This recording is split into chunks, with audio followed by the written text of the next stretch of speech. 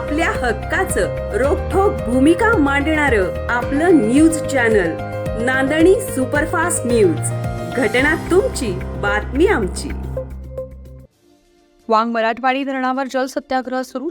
धरणग्रस्तांच्या विविध प्रलंबित मागण्यांबाबत जोपर्यंत अंतिम निर्णय होत नाही तोपर्यंत मागे न हटण्याचा निर्धार करत वांग मराठवाडी धरणाच्या काठावर धरणग्रस्तांनी जलसत्याग्रह सुरू केलाय.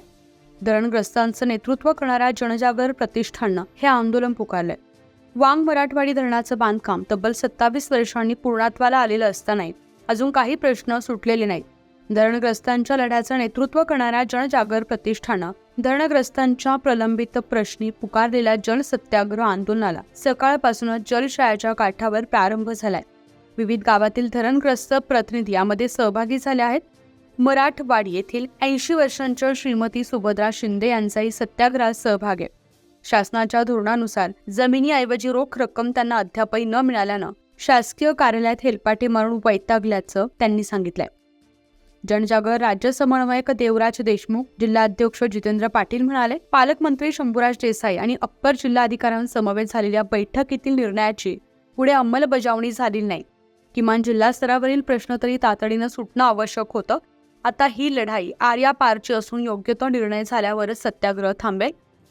आंदोलनकर्त्यांच्या काही प्रमुख मागण्या: धरणग्रस्तांना दिलेल्या खराब जमिनी नावावरून कमी करून पुनर्वसनाचा लाभ मिळावा. जमिनी व रोख रक्कम मंजूर होऊ नये. प्रत्यक्षात न मिळालेल्या प्रकल्पग्रस्तांना निर्वाह भत्ता व 65% रकमेवरील व्याज मिळावं. संकलन दुरुस्तीची प्रकरणं तातडीनं मंजूर करून पुनर्वसनाचा लाभ मिळावा. श्रीमती सुभद्रा शिंदे वयवर्ष 80 या धरणग्रस्त महिलेची अडवून ठेवलेली रक्कम त्वरित मिळावी. उमरकांचन येथील 3 खातेदारांच्या 65% रक्कम कपातीचा व पुनर्वसनाचा प्रश्न सोडवावा.